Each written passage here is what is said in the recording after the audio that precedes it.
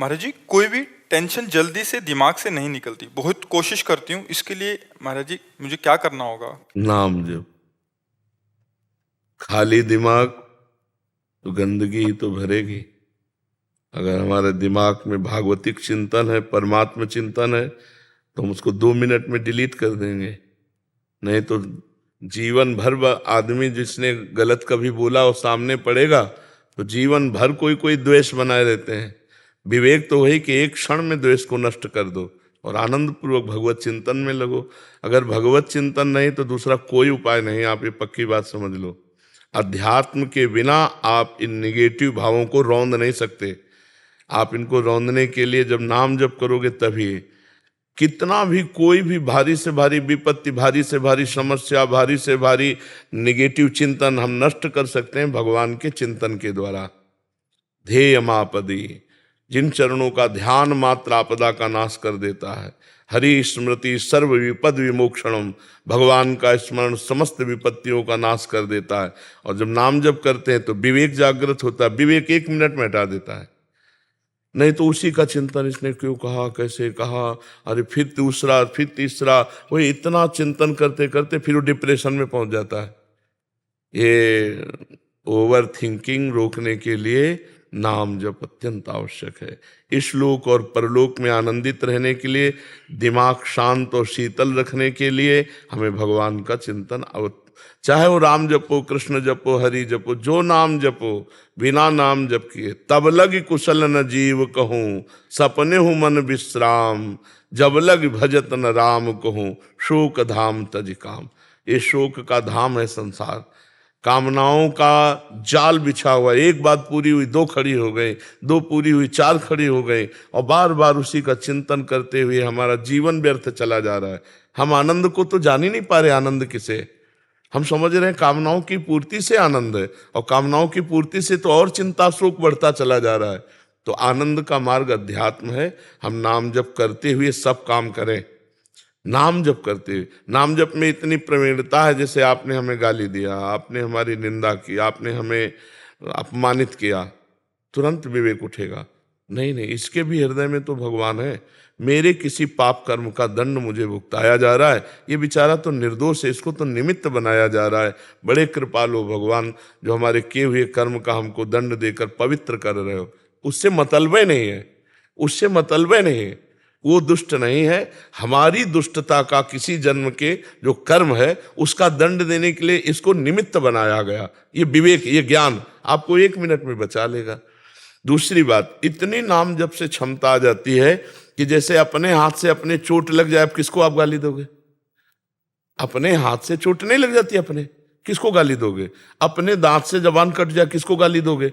ऐसे ही सब में आत्मस्वरूप भगवान का दर्शन कर रहा है, तो दुनिया के द्वारा किए हुए प्रहार को ऐसे ही समझ रहा है जैसे अपने हाथ से अपने को दंड में। वो किसी को दोषी नहीं समझता। सब में भगवत भाव। उमा जे राम चरण रत, विगत काम मद कोह, निज प्रभु में देखें जगत, केशन करें विरोध। तो बिना भगवान के चिंतन के इस समस्या का समाधान नहीं हो सकता। जब तक सर्वत्र समबुद्धि नहीं आएगी, ज्ञान नहीं जागृत होगा, तब तक ये जलन शांत नहीं होगी। द्वेष करने वाले पर भी हम रोष ना करें, ये अध्यात्म है, तो हम जीत जाएंगे। नहीं, कितना प्रपंच, जरा दिमाग को आप अपने खुद देखिए, कितना प्रपंच भरा हुआ है। उसको साफ करने के लिए हमारे पास नाम है, राधा राधा राधा राधा। आप खुद देखना, आप कितने गंभीर हो जाएंगे, आपको कितना आनंद आने लगेगा, आप में एक मस्ती आ जाएगी। आप खुद देखिएगा। नाम ही एक उपाय है। किसका प्रश्न था? हाँ, नाम नहीं जप करोगी तो फिर इसको नहीं हटा पाओगी। यही तो दंड है, यही दंड है। अरे देखो, यही बुद्धि अपने आप जहर खवा देती है। अपने हाथ से आदमी जहर खाता है, अपने हाथ से फांसी लगा लेता है, अपने हाथ से शूट कर देता है। ये वही बुद्धि है जो भगवान से विमुख हुई, संसार में सुख खोजने गई, और जब उसको कुछ नहीं मिला, धोखा मिला, या उसका निर्णय ठीक नहीं हो पा रहा, तो सोचता है यार अपने को ही खत्म कर दो। ये है बुद्धि। ये देखो ना, कितनी घटनाएं ऐसी घटती हैं। तो इसलिए हमें लगता है सबको नाम जपना चाहिए। गंदा भोजन छोड़ो, गंदा पेय पदार्थ छोड़ो, गंदे आचरण छोड़ो। नहीं तो तुम्हारी दुर्गति हो जाएगी। आज हंस लो हमारी बात पे, girlfriend boyfriend live in relation, आज हंस लो हमारी बात पे कि बाबा जी ऐसी बात करते हैं, ये क्या जाने। समय आएगा ना, तब तुम देखना, हमारी बात को याद करना कि तुम्हारा जीवन कहाँ पहुंच गया है, कितने संकट में पहुंच गया है। सच्ची मानो सबको नाम जप करना चाहिए, गलत भोजन छोड़ना चाहिए, गंदा पेय पदार्थ छोड़ना चाहिए, गंदे बच्चों का संग छोड़ना चाहिए, तभी जीवन उन्नतिशील होगा। जो 20 वर्ष के पहले ही ब्रह्मचर्य खो देता है वो गृहस्थी लायक नहीं रहता। समय आने पर देख लेना, एक अच्छा सदगृहस्थ जीवन निर्वाह नहीं कर पाएगा वो। तो आज हमारी समाज बिगड़ती चली जा रही, खान पान बिगड़ते चले जा रहे हैं। बच्चों को देखो ना, जब बच्चों की पसंद बोले चाउमीन क्या कहते हैं, हाँ नूडल पिज्जा, ये पसंद है, तो हम अच्छा पदार्थ जैसे रोटी दाल चावल सब्जी, ये शुद्ध जो घर के, ये पसंद नहीं आते। बहुत संभल करके भोजन, बहुत देखो, जैसा खाओ अन्न वैसा बने मन, जैसा पियो पानी वैसी बने वाणी, जैसा करोगे संग वैसा चढ़ेगा रंग। तो आज हमारा संग भी गड़बड़, मोबाइल जो चाहो देख लो, और मोबाइल में तो पूरा संसार है, जो चाहो सर्च करो देख लो। और खान पान तो देख ही रहे हैं, पवित्र हो रहा है। और पान की तो पूछो मत, पीने के लिए तो मतलब नए नए बच्चे, छोटे छोटे बच्चे सब अपेय पदार्थ पीने लगे। हाँ तो इनसे बचे तो ठीक है, नहीं तो बुद्धि निगेटिव ही चिंतन कराएगी। तो हमें लगता है कि आप नाम जप कीजिए, पवित्र भोजन कीजिए, तो इससे आप देखना फिर आपका निगेटिव भाव शांत करने के लिए विवेक जागृत हो जाएगा, वो तत्काल शांत कर देगा। जी। ब्रिगेडियर अवरेंद्र प्रताप सिंह जी। महाराज जी राधे राधे। महाराज जी, मेरा पूरा परिवार कई पीढ़ियों से श्री हरिदास स्वामी परंपरा से जुड़ा है। मैंने भी 7-8 साल में ही गुरु मंत्र ले लिया था और उसका आज तक निरंतर जप करने का प्रयास कर रहा हूँ। महाराज जी, नौकरी के दौरान कई बार विपरीत और जोखिम परिस्थितियां आई, बिहारी जी की कृपा का अनुभव हुआ। महाराज जी, मेरी तार्किक बुद्धि होने के कारण मुझे भक्ति में काफी चीजों के जवाब नहीं मिले, इसलिए, और साथ ही आडंबर और पैसे की चमक में मतलब अध्यात्म और निराकार स्वरूप की आकर्षित हो गया मैं। और अब हर रोज ब्रह्म मुहूर्त में निराकार स्वरूप का ध्यान कर रहा हूँ। और कई बार पहले बताओ, निराकार का ध्यान होता है? लाइट को देख रहे होते हो। ध्यान का विषय जो है ना, सब ध्यान मिट जाए, जो बचे उसे ज्ञान का ध्यान कहते हैं, आत्मस्वरूप का। सब ध्यान मिटा दो, जब आप बैठो तब कुछ ध्यान नहीं आना चाहिए। वो अगर प्रकाश स्वरूप है तो अंधकार कौन है? जब वही परमात्मा सब रूपों में है तो प्रकाश स्वरूप है, तो अंधकार भी स्वरूप उसी का है। जड़ स्वरूप है तो चैतन्य स्वरूप उसी का है, वो सर्वस्व है। अगर हम प्रकाश का ध्यान करें तो अंधकार भी वही परमात्मा है, वो सब रूपों में है। तो हमको चाहिए कि इन सब रूपों का पहले ध्यान हटावें, न प्रकाश न अंधकार, न स्थूल न सूक्ष्म न कारण। और जब ये ध्यान शांत हो जाता है तो जो बचता है वो आत्मस्वरूप होता है। अन्वय व्यतिरेक 2 पद्धतियां हैं। पहले हमें व्यतिरेक पद्धति लगानी पड़ेगी शास्त्रीय, कि ब्रह्म सत्यम जगन मिथ्या, कुछ नहीं है, कुछ नहीं है। पहले इनको हम हटाएं, पहले सब ध्यान हटावें। तो हाँ, पहले आप ध्यान हटाओ। क्या आपका ध्यान शून्य में आ गया? जी महाराज, कई बार आता है। और अच्छा, इस समय कोई भी चिंतन नहीं हो रहा है, ना प्रकाश ना अंधकार, न स्थूल न सूक्ष्म न कारण। जैसे गाढ़ निद्रा, गाढ़ निद्रा में आप होते हैं क्या? लेकिन होते हैं। अभी कह रहे हैं कि राधा कृष्ण स्वरूप की ओर भी मन आकर्षित है और ध्यान मार्ग में भी, तो दोनों का समावेश बनाना चाह रहे हैं। अब हम कैसे तुम्हें बतावें कि देखो, अभी वो प्रकाश तो है नहीं जिस प्रकाश की हम बात कर रहे हैं, आत्मस्वरूप की। जब तक स्थूल सूक्ष्म कारण को मिथ्या समझ करके और स्थिति नहीं प्राप्त करोगे तब तक वो, और जब वो हो जाएगा ना तो ये सब चंचलता हट जाएगी। कि अभी हम फाइनल में इनकी तरफ आकर्षण, ना ये है ना वो है, जो है वो केवल है, उसका अनुभव करने के लिए बढ़ो। अभी वो बात नहीं है जो बात होनी चाहिए। आप स्वीकार करते हो? जी बात। तो आप, ये स्थूल 5 भौतिक शरीर है, इसके अंदर सूक्ष्म शरीर है, मन बुद्धि चित्त अहंकार, 5 ज्ञानेंद्रियां, 5 कर्मेंद्रियां, इसके भी अंदर अनंत जन्मों के संस्कारों का बना हुआ कारण शरीर जो स्थूल का निमित्त बना है। इन तीनों को विध्वंस किए बिना अपने चिंतन में, इनका बिल्कुल विध्वंस, इनसे बिल्कुल संबंध खत्म, साक्षी, तो जो बचता है वो है आत्मस्वरूप है। अभी ना तो उस है का अनुभव है और ना श्यामा प्यारी कुंज बिहारी का अनुभव है। तो हमें लगता है बीच में समय बर्बाद मत करो। वही महाराज, वही हो रहा है। मैं सोच रहा हूँ कि कहीं फंस रहा हूँ बीच में मैं। नहीं तो जब आप इतने बड़े महापुरुष श्री स्वामी हरिदास जी से जुड़े थे तो आपको वहीं जुड़े रहना चाहिए। महाराज मेरे भी गुरु का ही कहना है, बालक दास जी तो नहीं रहे अभी, लेकिन अभी जो प्रेजेंट गुरु हैं जी तो उनका भी यही कहना है कि उन्होंने अपना दिया है, लेकिन मैं आपसे थोड़ा सा उसमें लाइट चाह रहा था। मतलब इनको अभी थोड़ा सा द्वंद्व है कि ये बीच में वैसे हो गए थे कि निराकार स्वरूप का ध्यान, और अभी फिर से इधर आना चाहते हैं। निराकार स्वरूप हमें है, हमने जो आकार पकड़ा वही आकार पकड़ लिया। कर्मा के अनुसार मनुष्य शरीर बना, हम मनुष्य पुरुष मान रहे हैं अपने को, स्त्री मान रहे हैं अपने को। हमारा क्या स्वरूप है आप बताओ, क्या स्वरूप है? आपको कितने साल हो गए इस शरीर में रहते? 61 साल हो गए होंगे। 61 साल में 1 मिनट अपने से मिले हो तो हमें बताना। 61 साल में 1 मिनट अपने से मिले हो? 3.5 हाथ के घर में रह रहे हो, बाहर ही भटकते रहे, सब बाहर को ही अपना मानते रहे, अपने को भूल गए। उसी स्वरूप में आ जाओ। जितने शास्त्र हैं सबका कहना एक ही है। और जब तक नौकरी में थे तब तक तो आप अपने व्यस्त रहे, लेकिन अब नौकरी के बाद, और बच्चे भी फौज में ही हैं दोनों से, अब सही रास्ते में आ जाओ। हम आपको प्रार्थना करते हैं, हमारी बात मान लो। जो नाम स्वामी जी महाराज के पंथ से मिला है उस नाम को जपो, श्यामा प्यारी कुंज बिहारी का, और आश्रित हो जाओ। आश्रित हो जाओगे तो वो मामे ये प्रपद्यंते माया में ताम तरंती थे। नहीं तो ये मन की चाल को आप अगर साधक हैं तो जानते हैं कि एक क्षण में आकाश में बैठा मिलेगा शुद्ध, और दूसरे क्षण में नाली में गिरा मिलेगा। इसका कोई भरोसा मन का नहीं है। जब तक भगवत साक्षात्कार ना हो जाए तब तक इस मन का भरोसा नहीं है। ये एक क्षण में वैराग्य धारण करता है और एक क्षण में राग में युक्त हो जाता है, पता ही नहीं चलता इसका स्वभाव क्या है। सही फरमाया। तो हमको चाहिए कि भगवान की शरण में होकर उनका स्मरण करते हुए शुद्ध ज्ञान के द्वारा चलें। तो हमें सहारा है भगवान का, वही हमारी आत्मा है, दो नहीं है। मानी संख्या से सवाल हल हो जाएगा।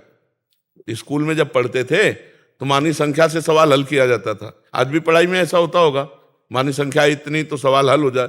तो मानी संख्या गुरुदेव ब्रह्म, मानी संख्या राधा कृष्ण ब्रह्म, मानी संख्या स्वामी श्री हरिदास जी। अब यहां से शुरू करो और उनकी शरण में होते हुए तो इतनी तन्मयता हो जाएगी कि आपका विस्मरण हो जाएगा, वही केवल बचेंगे। सवाल हल तभी माना जाएगा जब एक बचे, चाहे ज्ञान से आओ, चाहे भक्ति से आओ, चाहे योग से आओ, पूरी सृष्टि में एक ही बचे। चाहे वासुदेवा सर्वमित, चाहे जड़ चेतन जग जीव जत सकल राम में जान, चाहे सर्वम खलमिदम ब्रह्म, चाहे ईशावास्यमिदम सर्वम यत् किंचे जगत्याम जगत, किसी भी तरह से आओ एक। तो सही ढंग से लगो। बहुत कृपा है भगवान की कि आप परमार्थ में लगे हो, पर उसको दुचित मत रखो। दुचित कब हो, परितोष न लाए। हमारा स्वरूप ही निराकार है। परमात्मा के स्वरूप की तो जाने तो हमारा स्वरूप ही निराकार है। हम जिस आकार को पकड़ते हैं उसी में बंध जाते हैं। नहीं तो हमारा स्वरूप क्या है आप कोई बतावे। सिर्फ इतना संबोधन हो सकता है, उसी को ब्रह्म को, उसी को आत्मा को, उसी को परमात्मा को, केवल संबोधन है। लेकिन है क्या, वो तो अनुभव गम में भजें जय संता, अनुभव के द्वारा आता है। वो अनिर्वचनीय वाणी से बताया नहीं जा सकता। तो हम कहते हैं कि लगो और तीव्र गति से लगो, क्योंकि पता नहीं कब श्वास अंत हो जाए। बिल्कुल महाराज, लाइफ एंड पे आ रही है, बाइंडिंग है, तो अब लगो, खूब तीव्र गति से लगो। समझ में आए? आप जी क्या कह रहे थे? मम्मी के कहने पे आज वैसे विशेष दिन है, आपकी कृपा से आज आपके दर्शन तो हुए, लेकिन आज का दिन मम्मी का है जिन्होंने मुझे जन्म दिया है, उनका जन्मदिन है। तो कल उन्होंने कहा था कि कल विशेष स्नान होता है, तो उनका स्नान करने जरूर जाना यमुना जी के। तो हम रात को करीबन जब वहाँ से तलहटी से आए और समय मिला तो वहाँ गए, तो वहाँ सबसे बोला कि यहाँ पे कोई सफाई भी कर रही थी अभी, यहाँ लेडी और महाराज भी हैं, सब है। तो सब कह रहे कि यहाँ तो कोई नहीं है। अब मुझे मेरी सभारिया है, उनको दोनों को दर्शन हुए, कोई और भी नहीं। जैसे मेरे साथ आया है ये अभी हाल, उनसे बोला कि आपने देखा? बोले किसी ने देखा। हम दोनों कह रहे कि हमको तो नजर आई। तो ऐसा लगा साक्षात यमुना महारानी के दर्शन हुए कल। यहाँ तो दिव्य सहचर्या भगवान का दिव्य धाम है। यहाँ तो कुछ भी दिव्यता हो सकती है, या तो कोई आश्चर्य की बात नहीं है। ये तो बहुत दिव्य धाम है वृंदावन। यहाँ तो प्रिया प्रीतम विराजमान है, अनंत सहचरियाँ हैं। कौन सहचरी यमुना जी की सेवा में थी, कौन क्या कर रहे, पता नहीं कौन सी शक्ति कहाँ विचरण कर रही है। तो धाम है ना प्रभु का। हमारी दृष्टि हो तो हम पहचानना शुरू कर दे। जी मुकेश अग्निहोत्री जी, राधे राधे महाराज जी। महाराज जी, आप उप मुख्यमंत्री हैं हिमाचल प्रदेश के। महाराज जी, आप कह रहे हैं कि आपकी पत्नी की अकाल मृत्यु हो गई थी, बट एक दिन पहले आपसे मिलने की उनको तीव्र इच्छा थी और बहुत प्रयास भी किया, बट मिल नहीं पाए, मतलब वहीं से।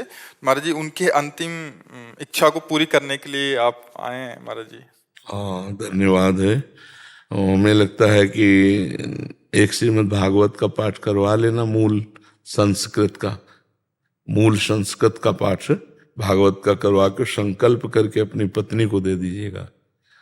तो मूल संस्कृत के पाठ से क्या है कि अकाल मृत्यु में जहां भी जो भी गति होगी उसमें उन्नति हो जाएगी, क्योंकि भागवत इतनी समर्थ है कि धुंधकारी प्रेत बन गया था, फिर भी उसे भागवत ने भगवत स्वरूप प्रदान करके परम पद दिया। विमान आया था गोकर्ण जी के सामने, तो हमको लगता है कि तस्मात् शास्त्रम प्रमाणम थे, तो अगर उनकी इच्छा की पूर्ति तो उनकी सदगति की भी पूर्ति करवा दीजिए।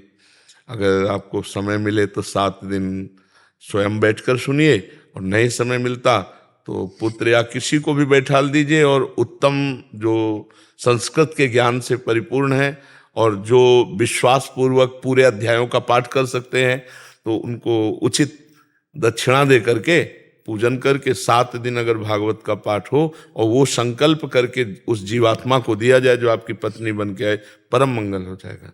आप ऐसा कर लेना। शायद भगवान ने इसीलिए आपको भेजा होगा कि उसका मंगल हो जाए। हाँ, जीव का मंगल होना, भगवान की लीला कथा और भगवान के भक्त, यही है जहाँ से मंगल होता है।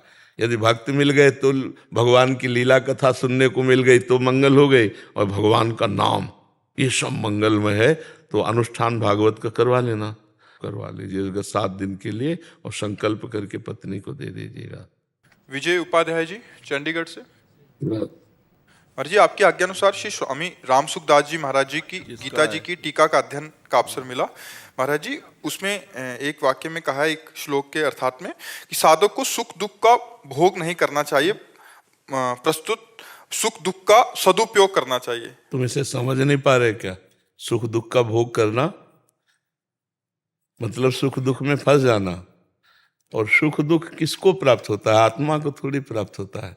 ये अंतःकरण धर्म से है, ये मन को है। अगर सुख का भोग करोगे, दुख का भोग करोगे, तो इसी में फंसे रहोगे। सुख दुख से परे जो सच्चिदानंद परमेश्वर है, उसके सुख को तो पा ही नहीं पाओगे। सुख दुख 2 कर्मों के फल से आता है।